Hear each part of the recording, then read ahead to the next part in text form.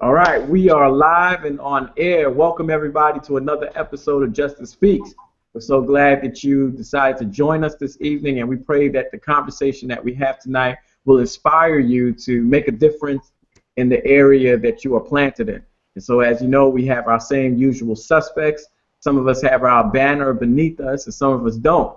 And so I'm going to start with Corey and go down the line. If you could just introduce yourself to everybody who's out there so that they can know who you are and where you're from. Corey Johnson, what's up everybody, from Philadelphia, currently a Master's of Divinity student at Andrews University Theological Seminary. So excited to be on tonight.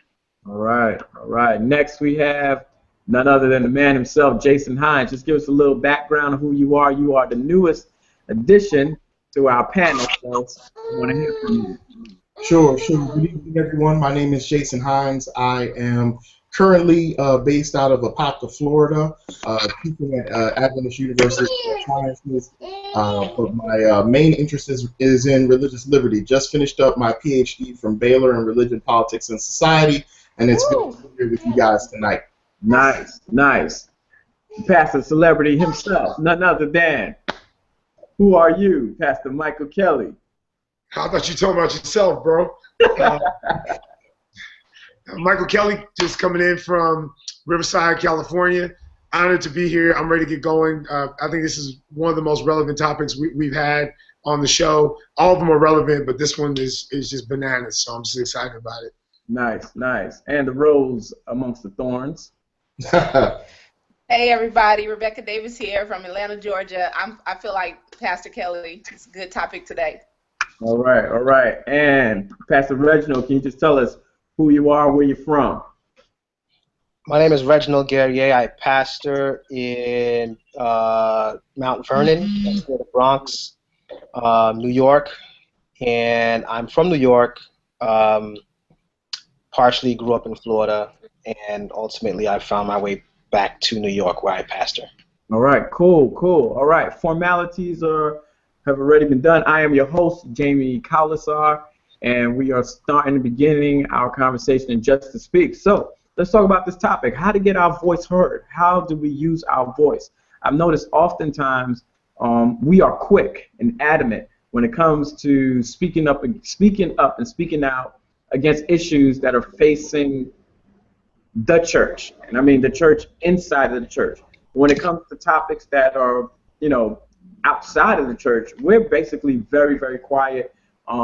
Very rare, or very few of us really want to go and lobby Congress or things like that. So my question is that a problem? Is that an issue? Is that something that we need to address and talk about in regards to how we navigate, how we fulfill the call that Jesus has placed upon us? So I'm throwing that. Anybody wants to jump in first? Yeah, I'll dive in. I love the way you worded that, because a lot of times some people have looked at, particularly the Christian Seventh-day Adventist church and denomination, have said that we're not active. And I actually always disagree. I say we're actually very active. We're just active in things that pertain to us. And the biggest thing I think that there's an issue with, and I say this a lot of times to my church and anywhere I get a chance to go, we take up a lot of fights and arguments and topics that Jesus never addressed. And what it does is it really takes all of our energy away from the things that Jesus actually commands us to address. And I really think it's a trick of the devil to get us almost like a cat, chasing its tail, or a dog chasing its tail. You're just in this circle, and by the time you catch it, you really haven't gone anywhere further in your community or for your organization. Yeah, so you're saying there's a lot of self-absorption in regards to our mission and our focus. And so it kind of what I want to bring up on, what is our mission? Like, what do we exist? What is our mission as an Adventist church, or just as a minister? I could jump in again, but I think as young as I may be, it's old school to me. I think it's Revelation 14, the everlasting gospel being brought to the entire world. And the gospel is not just theological, but as we've talked on previous shows, the gospel is about setting people free, not just spiritually, but financially, socially, and all those things. So our mission is to take that message the everlasting gospel to the entire world. Part of the problem is, though, we only like to bring one aspect of the gospel and to the world and not really deal with the other issues. But if I can say, as we keep going, though, one thing I love what somebody said, our church always has to have a boogeyman, something that we're always after that takes our focus off of the everlasting gospel. I like what you said there, Pastor. I think the interesting thing is, if we're about setting people free, if that's really what the gospel is about, the problem is we're not comfortable with freedom. Because, at least for me, I look at that freedom as a very genuine sort of thing, meaning that the freedom can't just be freedom to do this particular thing. But freedom, even biblical freedom in my estimation, is also about the ability to reject the very things that are helpful to us, essential to us, important to us, life-giving to us. So if we're going to engender an environment of freedom, it means that we then have to be comfortable with people making wrong decisions.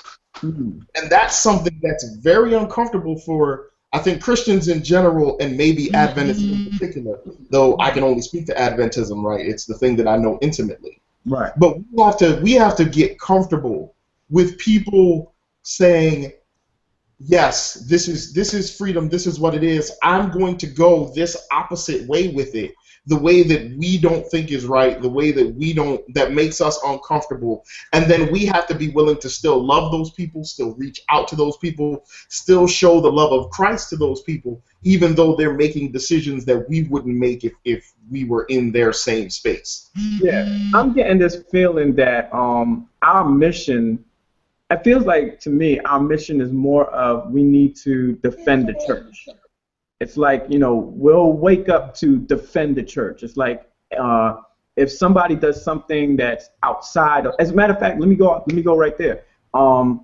This guy, Prophesy Again, Andrew Henriquez, and his ministry, he goes out of his way to defend Adventism.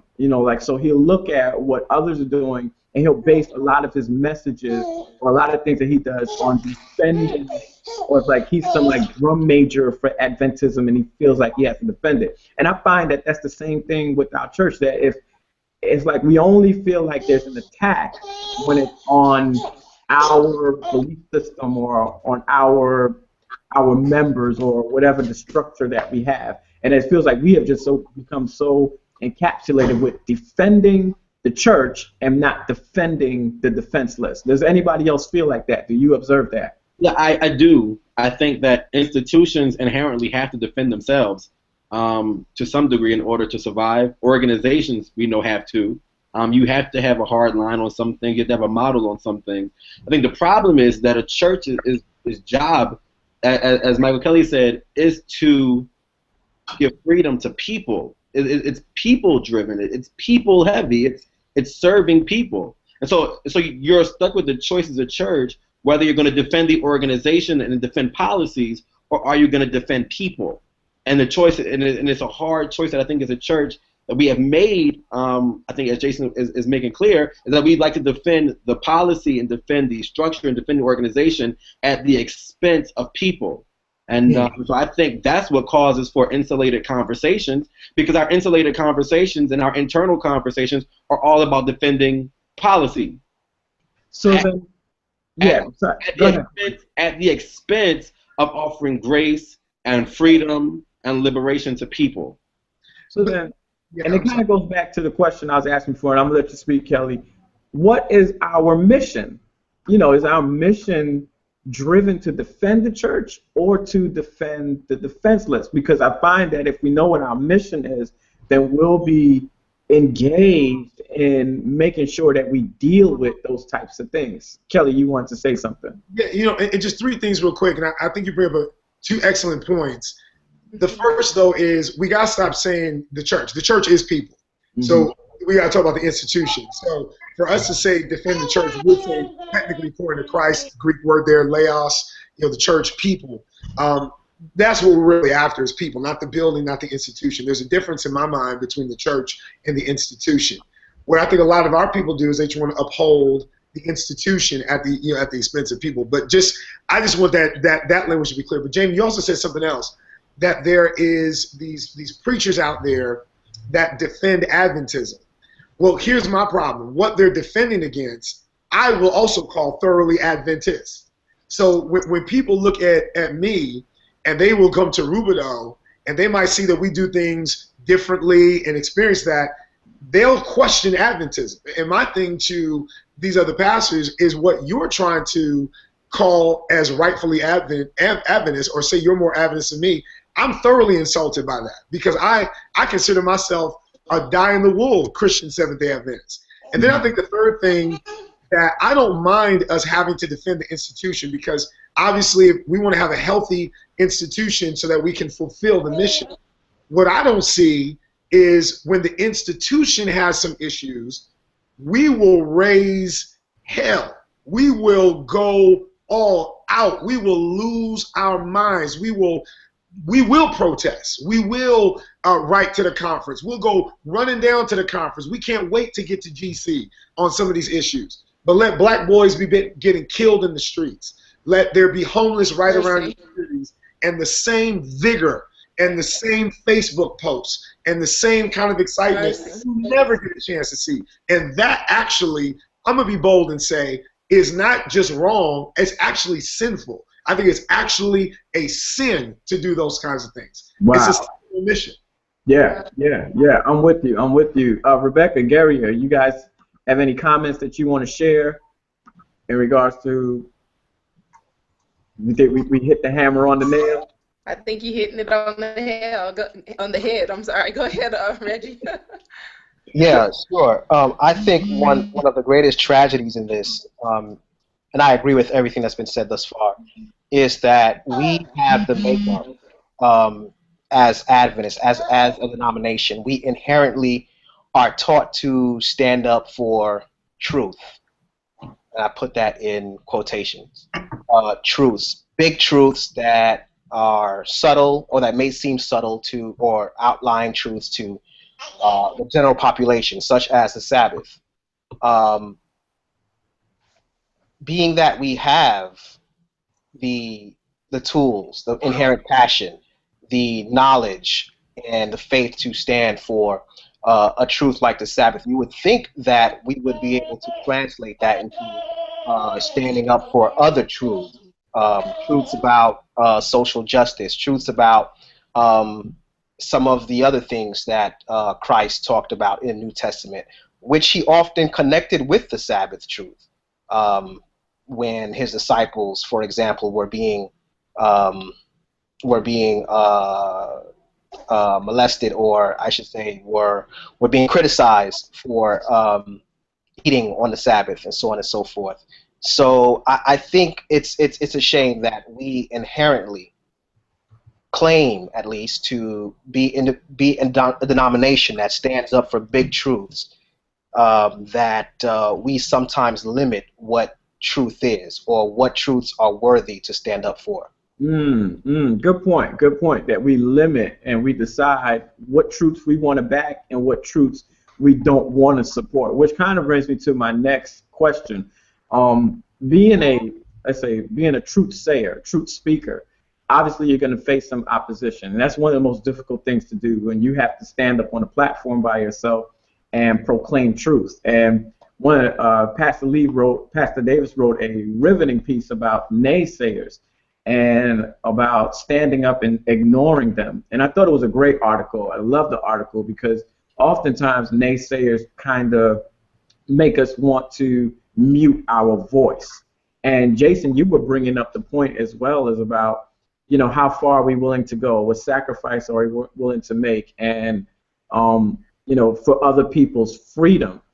What do we do? What do we do when the system, it does not have the same vision that it should have or it should have? And I'm not just talking about the Adventist system. I'm talking about just society on a whole. Should we still go out there and speak truths, address these issues? I think you got to press, Jamie. But it requires a certain amount of openness to be able to do that, because there's a good chance. I mean, whenever you're stepping out on the limb, so to speak, I mean, there's a chance that you can be wrong. You know, and you have to be willing to accept that and be able to defend the truth as you understand it, against all comers. And I think what bothers Adventists is that we've invested so much time in rightness, in being right. I think it's a part of national DNA, because our history goes back to a really huge mistake. Part of what we are so invested in is being right, and because we believe that we're right. And I'm like you, like all of you, I'm a tried and true Adventist as well. So I think it's right too. But we've got to be willing to ability that we haven't figured it all out yet. And if we're not willing to open ourselves that way, it's going to influence our ability to go out and speak the truth, because we are people who have the truth, want to speak the truth, but then don't want that truth to be tested. Mm-hmm. And that is what ends up muting our voice. And so I think regardless of the institutional problems, regardless of the societal difficulties, we have to be willing to say, here's what I understand the truth to be. Here I am sharing it with you so that you may grow as well. And then let's grow together. Let that iron sharpen that other iron if we go out there and speak the truth in love together. I want to say something. I think that I agree with everything that's been said, but I think that at the end of the day, we would also need to define truth. I think we need a working definition for that. I was on Facebook the other day, and somebody had posted something about women wearing cosmetics, and to them that was the truth. You know, I think that has to be defined. And then I think that ultimately, though, I think we do have a problem with truth being challenged.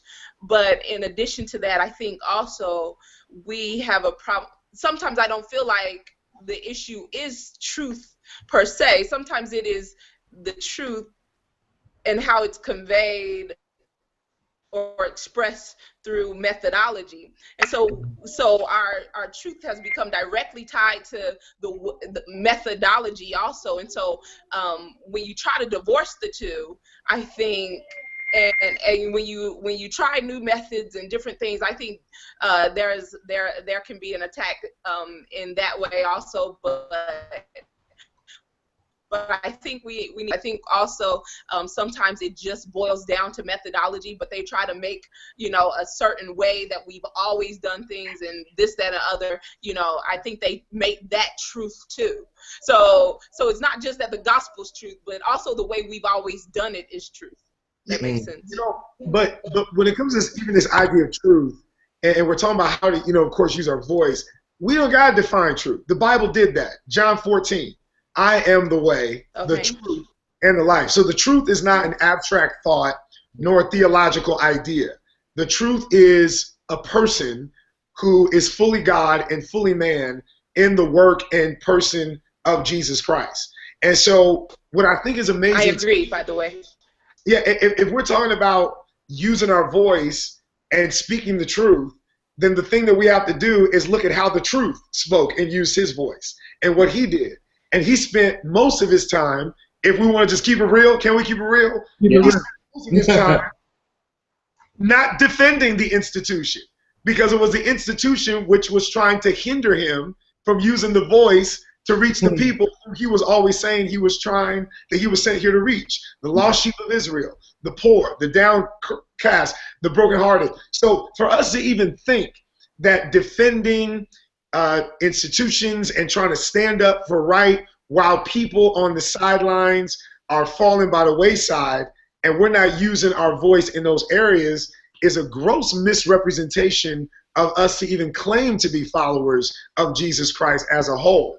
But I have to challenge you a little bit, because as crazy as it may sound, I think that our truth has gotten away from that very simplistic truth that you just said.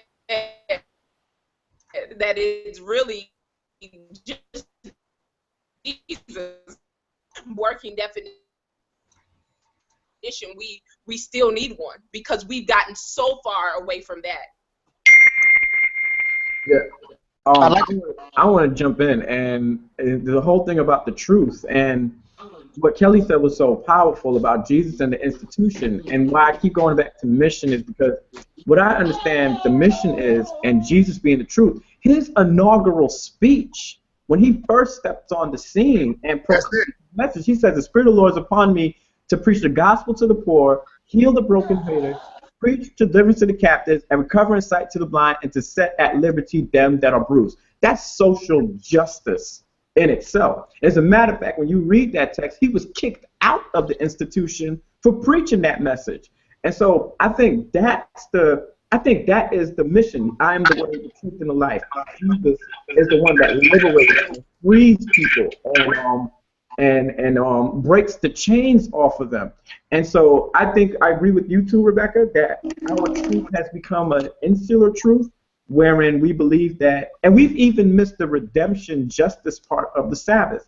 Because whenever you look at the Sabbath text, the Sabbath is always mentioned in moments of bondage. You look at it, it's in Exodus, it's in Ezekiel when they were in exile, it's in Deuteronomy where God says, "I told you to keep the Sabbath because you were once slaves in Egypt." And so we've just taken this whole thing and we've removed the whole notion of reaching the defenseless, the voiceless, and we use our voice loudly inside of four walls instead of outside in the community. And my last feel is, if when you look at the life of Jesus, he spent more time outside of the church than inside of the church. Hey, Jamie, if I could just pop in here, because I think you made an awesome point with the idea of what his first sermon was. And notice what the Pharisees were constantly trying to do to Jesus.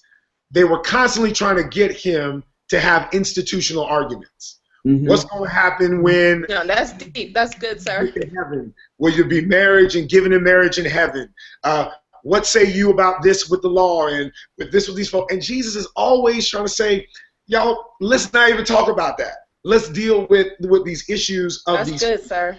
And what's really amazing is, can you imagine what the church would have been like if the Pharisees had the same vigor that they had for their institution that they had for the people that Jesus was trying to reach? By the time Jesus shows up, if they've had that mentality, man, that thing could have just swept like wildfire. And I'm just going to keep it real. That's why we're still here.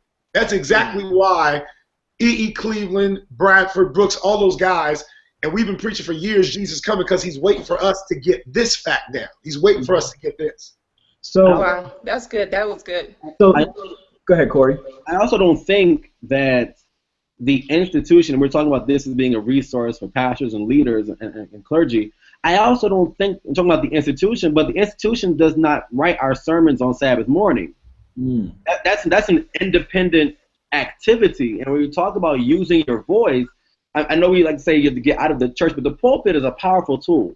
The pulpit is a powerful tool. In the black community, in our context, the pulpit has always been a tool, not just for sharing the gospel, but also in speaking truth to power, speaking social justice, speaking progression. And I think that for a lot of us, we have to be honest with ourselves and asking the question, are we using, one of my mentors used the term, make bright the corner that you're on. Mm-hmm. We can't complain about the institution not having a love for people or looking out for people or speaking truth to power on that level if we don't do it with the 45 minutes that we have to preach each Sabbath morning. Most of our great leaders, the people who made change, they did it from the pulpit. And there's something powerful about speaking, literally speaking and using words and using rhetoric to bring forth change, to inspire hearts and to touch minds. And I think that is for us as a generation of ministers to, in our study, to in our preparation, to in our hermeneutics, have an eye for justice and have an eye for the oppressed and have an eye for liberation. That's on us. That's something that we can control. It's not an institutional mandate. It's not a letter that we get from leadership. That's on us. But I agree, and I think this goes back to something Jamie also said a couple times ago. And trust me, Corey, I agree. But let me tell you the problem that we're going to see pastors run into. Number one, this stuff we're talking about, our schools aren't teaching us on how to preach it from the scriptures. But now you just said something. Yeah, I mean, so that's one. So we don't know how. Now we can proof text our way and preach our truths, plural, but we don't know how to reach people in that. Then number two, when pastors preach these kinds of messages, you get feedback, and you get feedback. Yeah. If you're a young preacher, you scared because now your folk are going up. Why? Because there's an institution, and I'm not knocking it. This is just what it is. Jesus dealt with it. But what we have to have, and what I would say as a resource to pastors, you have to have courage in knowing that when you are stepping out and walking in the shoes that Jesus walked in, which is reaching these people and preaching this kind of message, you're going to get what you get. I mean, I remember when we first started this show, Jamie, I'm getting texts from people saying, y'all really want to lose your jobs, don't you?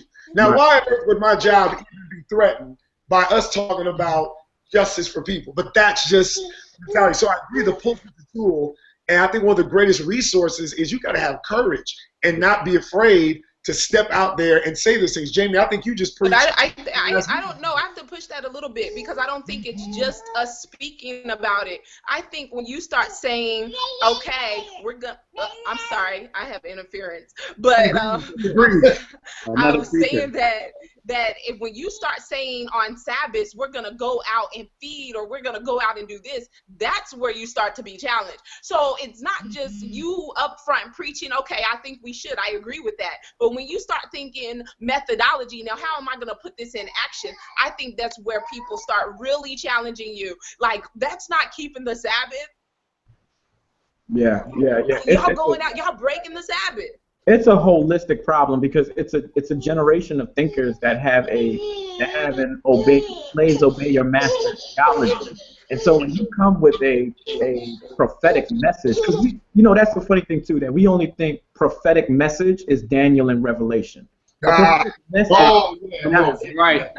it right there. It is a message that speaks truth to power. So when you start speaking about issues, they don't even know how to register that stuff.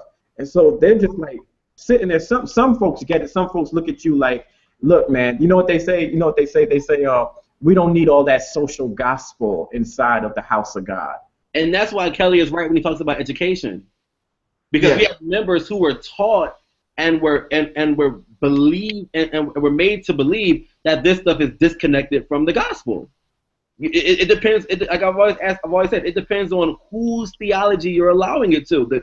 The same gospel that, and the same scripture that people are that we say is where truth comes from was used to tell people that they should not fight against slavery. That they should obey their masters who are acting evil towards them. So it depends on. It goes back to education, as Michael Kelly said, about how do you view Scripture, how do you understand Scripture, and I think that's going to take time, and I think that takes a radical shift in thinking as a church, because Scripture can be used as a great liberating tool, as a key to liberation, but it also can be used as a whip. Yeah.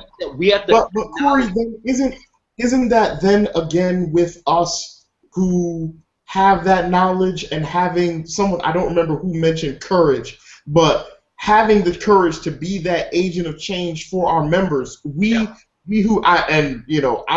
think I'm the only lay person on this panel tonight. Yeah. But luckily I sit in this dual world where I'm not a pastor, but I've been to the seminary, so I've been through that experience. Like, the thing that's always amazed me, that's a little tangential, but the thing that's always amazed me is the theological discussions that happen at our seminary aren't happening in our churches. There's an openness at the seminary of what pastors talk about, and sort of the flexibility of theology that pastors talk about at the seminary that never reaches the pews because as Kelly said before, you might get fired. Talking some of that experimental theology that gets spoken inside the walls of Andrews.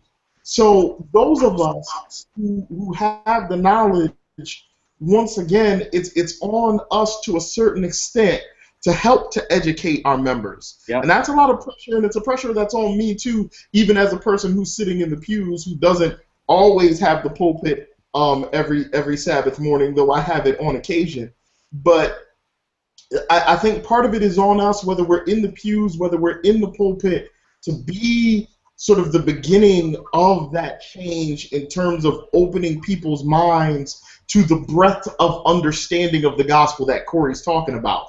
Because for far too long, Adventism has looked at theology in a particular way that unfortunately has ignored social justice. But that social justice message, as we've all been saying tonight, is evident in the text, and yet we've ignored it. And I don't think that changes without us. Yeah. With that being said, I'd like to pose a question. I disagree. I'm sorry. I don't think that we've ignored it. I think that we do it the way we want to do it, and anything outside of that is heresy. Yeah. Okay. I'm gonna speak to that. I would disagree with the reformulation that way. Not at all. With regards to being bold and faithful in our, I guess, applying the truth. What I mean by applying is when it's open to interpretation. Jason made a good point that we ought to be bold, even at the risk of being wrong, or at the risk of sounding wrong. How do we balance that boldness with the responsibility to at least try to be correct or right or get it right to the best of our abilities? Anybody want to jump in that? I mean, you know, for me, the way we've defined right and wrong is what, you know, I think is partially an issue. So for me, if you want to really look at right and wrong, I'll go back to who our example should be, is Jesus. If what we're doing, if what we're preaching, if what we're focusing on, if what we're angry about are the things Jesus was angry about, if what we champion are the things that Jesus is championing, you can't tell me I'm wrong. I mean, there's no way you can. And that is where I think my level of frustration has grown, not so much only with the institution, although I think it has perpetuated this way of thinking. But for example, you know, we mentioned earlier the article, you know, concerning pastors and us wanting to be more, you know, more forward in thinking, but running up against roadblocks. I mean, again, people losing their mind off of that. But they're not losing their mind when we started presenting stuff about Ferguson. And so those things are clearly right and wrong, because when you look at the person and work of Jesus, again, I go back to that, those are the specific things that Jesus dealt with. So to me, the life and ministry of Christ has to be the standard by which we measure whether or not we are fulfilling the mission and doing right or wrong. And there are only really two sides you can fall on. You can fall on the side of the mission and ministry of Christ, or the mission and ministry of those Pharisees, in my mind. Yeah, I think that in regards to Rebecca's comment, I think that I think we look at the scriptures from a privileged standpoint, like from a privileged viewpoint, where it's almost like we use the scriptures and we don't see ourselves in it. It's like a top-down theology instead of looking at it from the bottom up. To see ourselves as Bartimaeus and to look at what Bartimaeus was going through. You know, he was oppressed, marginalized, and pushed to the side. And that my problem with, and this was supposed to be our next episode, my problem with education, especially with the Eurocentric view of a privileged view of how we look at scriptures, I think we've missed the whole justice point. That never have we been encouraged, or at least for me personally, never have been encouraged to read the works of Martin Luther King, Howard Thurman, you know, what else? Marvin McNichol, all of James Cone. These books were never introduced to me. I had to find them myself because I never know how to marry scripture with what's happening in society or how to use that. And I think our members too, that we've only been taught to read commentaries that were written by people who justified slavery through the scriptures, and it's only books that are just Adventist. And I think that in order to find truth, you have to compare it with something else in order to come to a truth. So if you're just reading one thing, you're only going to have that tunnel vision. So you got to have other things to look and compare it to, so that when you step out, you can have a full encapsulated view of what that truth is and how to speak that truth to power. I don't know if anybody else feels the same way, but that's just my opinion. And I don't use that as just for theology. I use that for American history because I think American history is written from the oppressor's point of view, and that we don't learn anything that's true about American history as it relates to what happened in this nation. Again, I was gonna say that, I mean, you're naming books, you know, about the Black experience, and ultimately, and so I think that that's just one perspective as well. But we are relieving we are in Honduras. We are in, You're kind of breaking up. that so that's what I meant. I agree. You just deal with it, you know, internationally the way we want to, but you know, a lot of, I mean, most of us who cannot, you know, afford to eat or whatever the case may be, we know that too. And again, sorry, I have a little interference, but I think that when we begin to start trying to figure out how we are going to meet the needs of our communities and meet the needs of these people and the way we want to do that. So not just in educating but usually it takes a step farther than what we are actually equipped to do as Adventists. And so sometimes that's looked at as like, you know, Okay, just like we're challenging truth. Okay, so I just can. Go ahead, Corey. I disagree to a certain degree because I think that what has happened is we have a misunderstanding of what it means to be authentically Adventist. Like we have sometimes we've made Adventism people who are pious, who piously dress, conservatively worship, and attend church on Sabbath morning, and their kids attend a nice Adventist school, and they have nice potluck after church.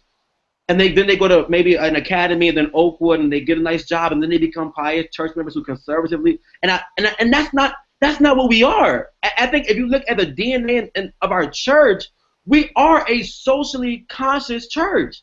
I mean, when you look at what they were doing, our pioneers in terms of health, that was socially conscious. I mean, the idea of saying we care about health, and if we look at the health message from a holistic perspective, that speaks to social justice, because and you look at our neighborhoods, we're looking at the neighborhoods of poor people not being able to have housing, and we have people who are starving, and we're looking at what sanitariums were in the 1800s. That was trying to build up the whole man and the whole woman and the whole being. When we look at education, the idea of taking people from where they are, giving them a quality education, whether it's K through 8 and then high school and then our colleges, they're supposed to come out better than the neighborhoods they came in from. So the issue isn't the blueprint or the foundation. The issue is our perspective on it. So when we look at education, well, we don't see education as an evangelistic tool for people in the community. We see it as a safe place for our children to be hidden from the evil people who don't attend our church. When we look at the health message, we don't look at it as a way to speak to obesity and to speak to sickness and to speak to inequalities in the healthing market, in the health market. We look at a way to lord over people and to be prideful about our bodies, and almost as a way to weed out good from bad. And so the issue is not Adventism. So I think that if you look at our church and how it started, they were activists. But I think the issue is how the type of Adventism that we have created. And I think that's the biggest issue, that what our foundations are, it's not what we look like. So let me get this right. So if I can try to. I agree. Sorry. But go ahead. Let me see if this makes sense. Corey is saying use your voice in your pulpit to inspire and to keep your people. And I think, are you talking about after we come down from the pulpit, how do we apply the methodology to go out and to pull the people into the community so that you have. Is that what I'm getting? Exactly. That is, because I agree with him. Will drive I agree. I think I'm thinking a step further, and also in addition to what he just said. Can you guys hear me? Yeah. In addition to what he just said, like I agree, and I think we have become a way about things. and I think that because of that, when we try to establish some type of health ministry in the community that may be like a mega church ministry, I don't know, I'm just throwing that out there for the sake of example. It's some way it has affected our truth. And we are, we have become wrong and a heretic and not Adventist and not, whatever, because now we're trying to actually put in place, even though, put something in place to help our communities, get healthier or whatever the case may be. And now in some way we're wrong for that. Because of the way we want to do it, not just because, we don't, because we do value the health message, like you said, but it's the way we want to get it out there and, help our communities. I definitely do think it's the way, but I also think it's what is consuming our time. We miss, as a church, a prime opportunity to really show Christ through what was happening with Eric Garner and Ferguson, down in Ferguson. Not because different local churches and different things might not have done their own things. I did my thing. I know, Jamie, you did yours. And, Rebecca, you had some stuff as well. But I think what we're talking about really today is how is our church using its voice? Like, how do we use our voice to be able to move forward and speak to those issues? And I think one of the ways we use our voice is we have to be more focused in what we're talking about. And I think we just need to really not only do these things in methodology. You're always going to have that. People are always going to have an issue with the way different things are done. What I think is very important, in order to have the right voice and use it, we've got to stop having so many different conversations. Right. If you really notice, Jesus had very clear conversations, and he would not get caught up in it. And I'm telling you, it's an interesting trick of the devil to get us to speak to things that are important but not as important. I think. Go ahead, Reg. Yeah. I think Corey brought up a good point when he talked about how the church has been, I guess, mischaracterized and mislabeled, where even when we take initiative to bring awareness to health and other social avenues to reach our communities, it's almost always seen or viewed, at least by our members and ultimately by the community itself, as having purely evangelistic goals or an evangelistic purpose. I think I was having a conversation with an agnostic who said, Reg, we do the exact same things that your church does, only we don't hold people's sandwiches ransom and ask them to get in the pool before we continue to lend these services to them. So there's a huge issue with the church's identity when it comes to what we do and why we do what we do. I think we ought to really look at reclaiming our sense of love, our sense of passion, our sense of disinterested reaching out to people where they hurt, as opposed to being known as this institution who comes out with our health screening and who gives out sandwiches ultimately to take down people's names to get them into the pool, if not tomorrow, next year. Yo, I'm gonna go there. I'm gonna go there right now. I strongly believe our voice is where our money is, and that where we spend our money is where we are most vocal. If you look at it, you always find people will rise up when it comes to issues about how we're spending dollars. What are we putting money into? What's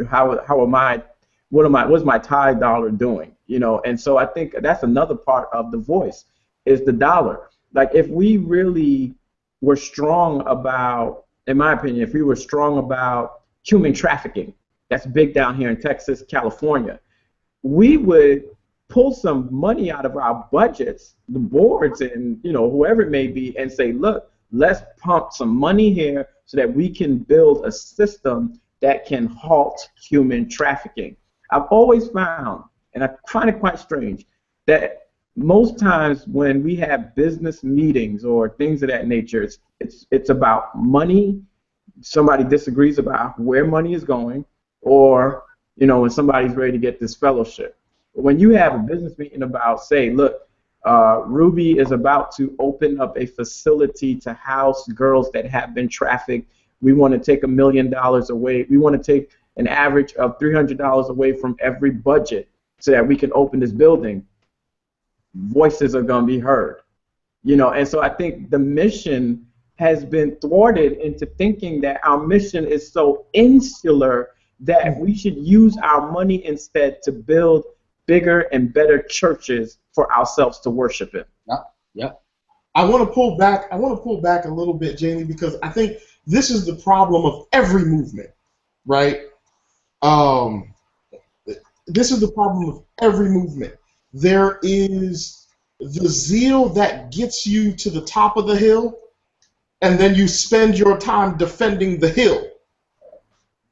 And this goes back to what Corey was talking about before. When Adventism was young, it had to be dynamic because it had to create a space for itself to exist. And what we've done is, to a certain extent, we've now said, okay, we've carved out this space. Now let's defend this space. Except for that, as we've all said tonight, the thing that we're defending is supposed to be tied to the gospel, which is totally about not defending your space, but instead reaching out to lift up the oppressed, to free the captive, to show people a better way that they can choose for themselves. The problem is, I think where that expresses itself is in methodology. No, I don't think so. I have to disagree with that. I don't think it's in methodology. I think Jamie, methodology, people, they'll have problems with that. Like I said, I think they always will. But Jamie, there's never going to be, Pastor Kelly, there's never going to be an argument about whether or not, and I'm just throwing this out there because we were just using it, whether or not the health message is, a core value of our church. Well, I'll say this. But, Pastor Kelly, if you out there in Mount Rubidoux decide you want to put a man out in front of your church who eats chicken and but he is cut and ripped and in better shape than a person standing next to him who eats only veggie meat, they will have a problem with that. Yeah, the issue would never be the health message. It will be it would be the interpretation to me through methodology. But I think that's what's different about this conversation with that. Yes, to me the issue isn't methodology on social justice. It's just not being done. So it's not a method like how do we do social justice? We think it should be done, but should do that. It's not taking place. But I think, Jamie, one of the things that was said about the money, that's so key, because I'm going to tell you this, there's a decent amount of us who are local pastors here, and even if you look at conference budgets, local church budgets, let's just say our mission was evangelism. Look at the percentage of your budget that's towards evangelism. Pastor Kelly, I'm sorry to cut you off, but I disagree. A lot of our monies as an institution goes to missions where we are helping people on the issue of social justice. I disagree totally. I think you are talking about what social justice looks like here. And again, I agree with you in that there are areas that we are neglecting. We fight. I think we fight and I guess this goes back to the hill illustration. We fight for what we do and the way we do it because it's always been done that way, and we are neglecting other areas, but we are doing it. Well, let me say this. Let me speak within the context of America. Let's define justice and charity. And so let's talk about the health message as Pastor Davis brought up. Health message is great. Okay, we're churches in a poor community. We have a health fair and we tell people to eat healthy. Yet still in that community, it's nothing but fried chicken, liquor store, Chinese food, whatever. These people don't have access to healthy food. Yes, sir. Comes in and goes to the city councilman and to lobby Congress and say, we don't want these shops in our communities anymore, and we want to change the law about a radius in regards to how many of these businesses are here that destroy the mental health of people. So I think zoning board.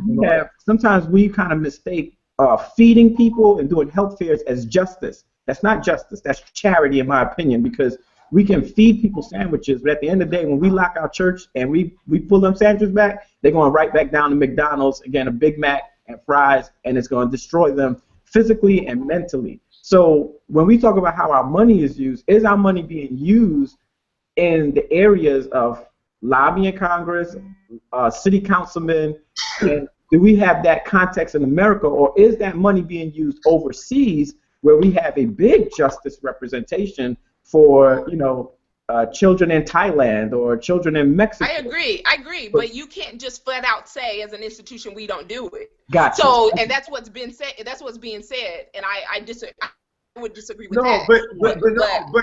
But no, I still thoroughly disagree with you, Rebecca, because I've been to places, like Kenya and the Philippines, and there's still corruption there that our church could be addressing in a different way. I mean, there's all that kind of stuff. Now, they're going there, and you might do some good programs. I'm not saying we don't do good programs, but I think what Jamie's point is there's a difference in kind of dealing with this idea of, okay, let me give this child a meal as opposed to let me help solve the problem as to why the child doesn't have the meal. And that's what I think our church really isn't spending its energy on, those kind of things. And so I'm not only going to say that for America, I'm going to say that from the things I've seen, because I'm sitting here driving around Kenya and I'm hearing about the corruption that's taking place with the construction contractors and why the roads on the street are the way that they are and how that's causing issues for the community. We're not even near there. We're not even touching those different kinds of things.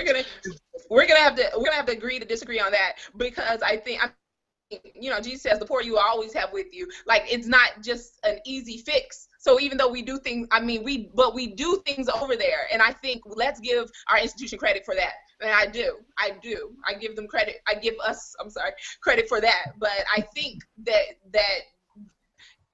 I think our overall structure is antiquated in that because we do so much over there, we don't have the resources to do things here, and we need to be able to do things here. I guess that would be my overall point. Okay, all right. Point taken. Point received. That we do have a presence overseas, but we're lacking a presence here in America. And also going back to the point that I strongly agree with the education point that we've been bringing out, that we're pumping out ministers who only know, a few ministers who only know how to speak about the past and talk about the future, but not really deal with issues of the present. And I also think, too, that our structure in the context of America, in some conferences, when you begin to build relationships with community leaders, man, in the next 4 years, they pluck you out. And so all those relationships have been broken down, and the next guy coming in does not even have a social justice bone in his body, and he just goes right back to where it was before. So I think that's something else that needs to be addressed and looked at. Does our structure actually support or give us the opportunity to really make sure that our voice is heard, that we can build stable and healthy relationships with community leaders and activists that are sustainable? That's a good point. Well, and I don't know if you guys would agree, but again, I think this is methodology. So because I think that we do have a place for social justice within the institution, but the way it plays itself out, I think, is what we're discussing now. So methodology from a local level? And that's just mine. I think locally and institutionally, globally, I think the whole nine. I don't know if it's methodology. I think that goes back to education. We are not taught to view scripture in a particular way. We are not taught how to have a liberation worldview. We are not taught how to have a liberation hermeneutic. Like, we are not taught those things. So you can't have a methodology if you don't first have a philosophy. And we're not given that philosophy. Like, we think with no social justice, giving out sandwiches is not so. We have a philosophy. No, we and that's don't. my I point. don't think we have a The reason why I say we have a philosophy is because we deal with social it's not the philosophy you think it should be, but we have one. And I agree that it's not the one I think it should be, but we do have one. That's why we have a social justice presence overseas. Now, No, you wouldn't. again, it's not what you think it should be. It's not what you think it should be. Let's agree there. But we do have one. No, they don't. Again, and I know we're just about out of time. We don't have I'm one. sorry. We're gonna do a part 2. They're not even calling it social justice. I mean, things like address stuff is not necessarily social justice. I think one of the greatest examples of it that we had is we sent missionaries over to this one part of Africa where there's a lot of polygamy. They come, teach the gospel, setting people free, yes, feeding people and doing all that stuff. But what ended up happening was when the guy would accept the gospel, he would then divorce one of his wives, and the other wife would turn to a life of prostitution because she could not get remarried. What social justice does is sets up a way that when that wife is now by herself, how is she going to be able to live and make it? So I can't even say we call it social justice. And it becomes a system, not an event, but a system where we're talking about uprooting systems and laying foundations for long-lasting systems. You can't do that in a year. So you're saying to me that when we go over there, we deal absolutely nothing with structures and systems. No, what we do is we deal, I think Jamie made the great point, is there's a lot of charitable acts which are not bad. I think charity is a part of the equation, but you don't even hear the language social justice used in any church. And if you do hear it used, I'm going to tell you where it's used. African American churches. You're not going to hear any other churches use the language. Why? Because we're not doing it anywhere. Now overseas, because we don't even call it that, because we're not even taught to look at it that way. No. We're taught to look at it as programs and events as opposed to the way that it's supposed to be if we're a true follower of Christ. So I know we're out of time, but I mean, I'd love it if the argument was methodology. Because that means we all agree that it needs to be done. It's just how it needs to be done. But we're not. Are we gonna do a part 2? Are we gonna do a part 2, Jamie? We are definitely. And part 2, I'm gonna bring the philosophy. I'm gonna bring the church's philosophy for social justice. Let's go. I don't have it with me now, but I'm gonna bring it. Let's do that, cause bring it. We are gonna do a part 2 because actually our next episode was supposed to be about education, and so you guys have jumped into it, and I think it's great. I think it's good. I like the going back and forth. I like the dialogue we had tonight, and it's good. I want to just. Well, hey, let me just say before we go, because I do agree with them on so many levels. We're not here to on so many levels, Pastor Kelly. I agree with you guys. I think there's just one little part that I don't agree with you. Okay. Can I make a final point? Can I just clear something up before we leave? Yeah, sure. Go ahead.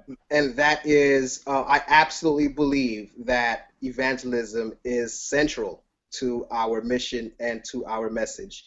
What the point I was trying to make is that when I think our ability or our desire to be more active socially in our community is limited by our narrow view of how we can get people into the church. And if we don't see how this directly will get individuals into the church, then we traditionally don't even bother with it. As opposed to trusting Christ in that, when the only method that works is reaching out to people, loving them, and then meeting their needs, and then asking them to follow us or bidding them to follow us. Thank you. Look, man, you guys were awesome tonight. The conversation was great. So those of you that were watching, you know that next week we'll be back at the same time, same place, and we're going to look at education. Education in the sense that does our education support a methodology or we have a philosophy that is about reaching those that can't help themselves? Where do we put our voice? Where do we put our money? How do we use it to pull people up instead of continue to push them down? Are we capitalistic in our thinking? Are we socialist in our thinking? Or are we Christ-like when he stepped into the temple in the synagogue and said, "The Spirit of the Lord is upon me to heal the brokenhearted, to release the captives, to set at liberty them that are bruised." And so that's what we need to answer. What is our mission? Is it just to pull people in to put more money into the system, or are we pulling people into the kingdom of God? And so that needs to be our answer and what our philosophy and how we move from here. So I want to thank you all for viewing. I want to thank you all for joining us on Justice Speaks, and we'll be back next week at 7 p.m. live on YouTube. Thank you, and have a wonderful evening. Bye, Thanks, everybody. everyone. Goodbye. All right.